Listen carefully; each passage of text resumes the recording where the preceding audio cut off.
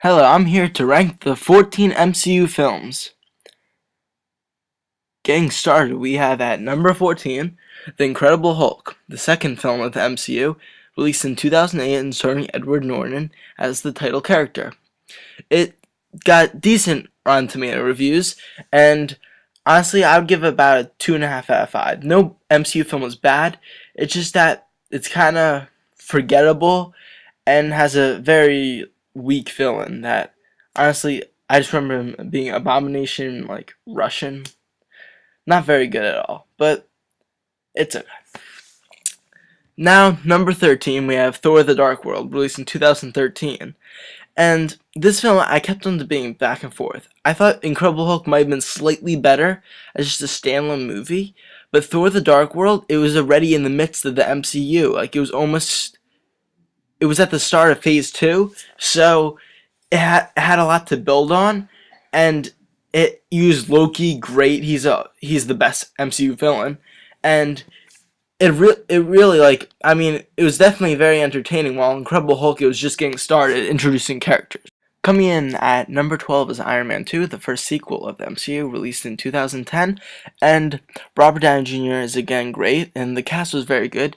The villain was kind of weak and a little forgettable. It did have an awesome, like, car racing in Morocco, and it introduced Black Widow and Don Cheadle as James Rhodey Rhodes, or War Machine, and that was really awesome.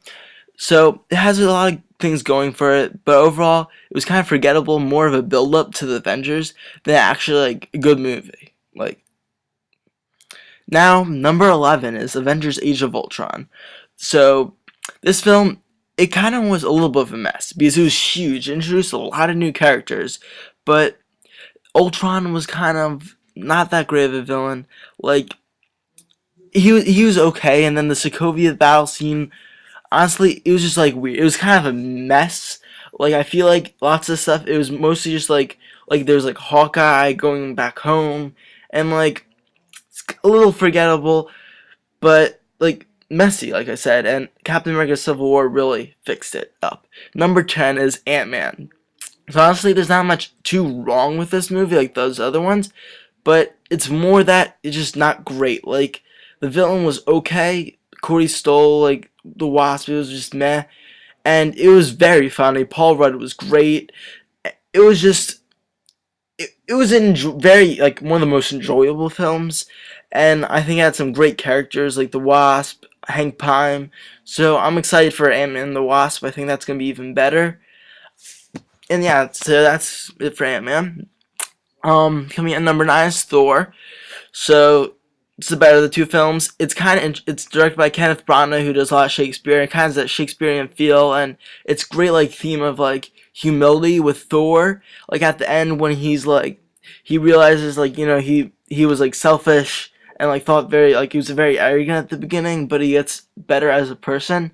So that was kind of cool, and it introduced like all the fantasy to the MCU. So, and it introduced Loki. Like, that's great. So it was very good.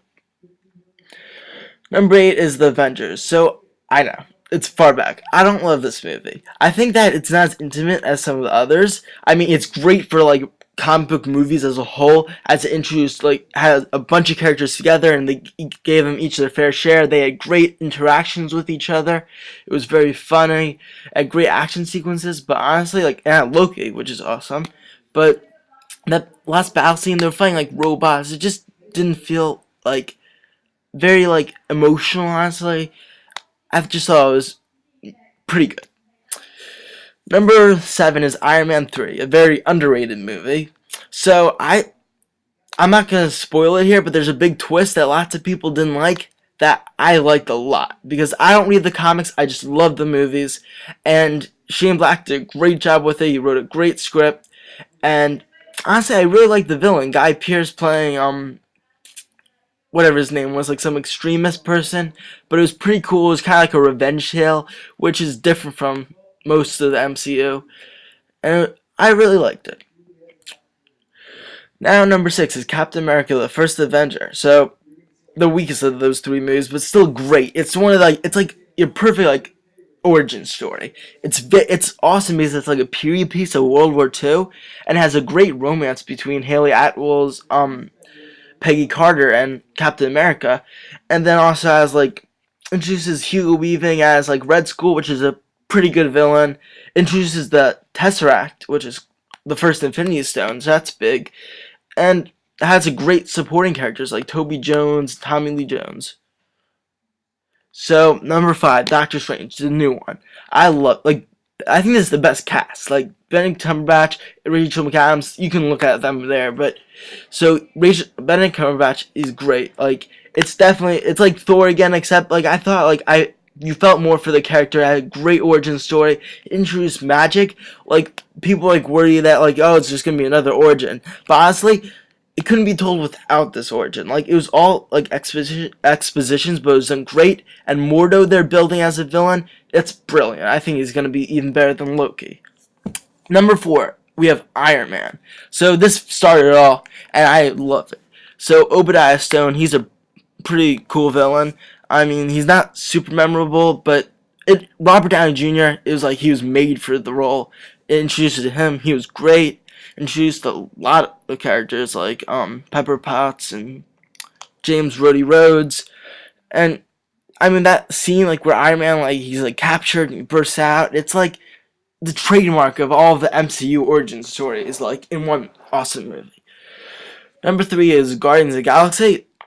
This film, so it's like a sci-fi, like a space movie, and it's an ensemble movie. It's kind of like Space Avengers, but it's really funny. It has a good heart. The thing that's really weak about it, though, is the villain's like ruining the accuser. Not very good. Nebula, not very good, but I think they're gonna improve on stuff in Guardians of the Galaxy Volume 2. I'm excited for that movie, and I mean the characters like greatly casted. Like I mean Peter Quill, Chris Pratt, he was great. Number 2 is Captain America: Winter Soldier. My favorite MCU movie, my favorite superhero film until recently. This is awesome. It's like a political thriller with like conspiracy and like the government, SHIELD, you don't know who's bad, who's good.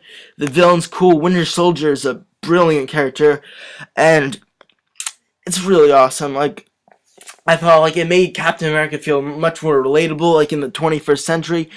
It introduced Falcon, who is, I think he's awesome. He's really funny, and he really fits with. They have great chemistry as like best friends and stuff.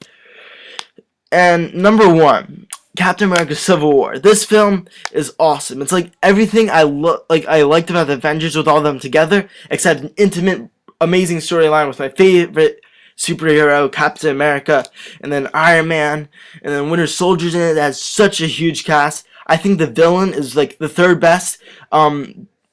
He's like played by Daniel Bruhl. He's really good. It's kind of like revenge. It's really awesome actually, and I just thought it was a great concept, and it was well acted and very well written. So that's all. Those 3 MCU films will come out next year. I'll do another video, top 17, and I hope you like my video. This is strictly my opinion. This is the first of a new YouTube channel. Hope you enjoy.